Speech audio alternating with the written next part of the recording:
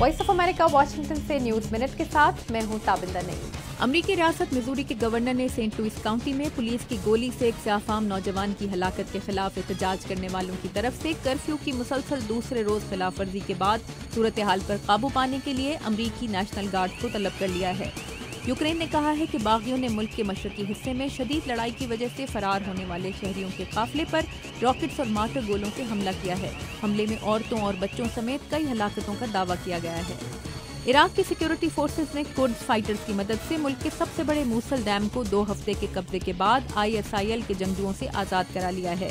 कार्रवाई इस हफ्ते ISIL के अहदाफ पर अमरीकी फिजाई हमलों के आगाज के बाद पहली बड़ी कामयाबी समझी जा रही है। लंदन में एक्वाडोर के सफारत खाने में पनाह लिए हुए विकीलीक्स के बानी जूलियन असांज ने कहा है कि अपनी सेहत की वजह से सफारत खाना जल्द छोड़ देंगे। तर्जुमान कहते हैं कि ऐसा तब होगा जब बरतानिया इजाजत देगा।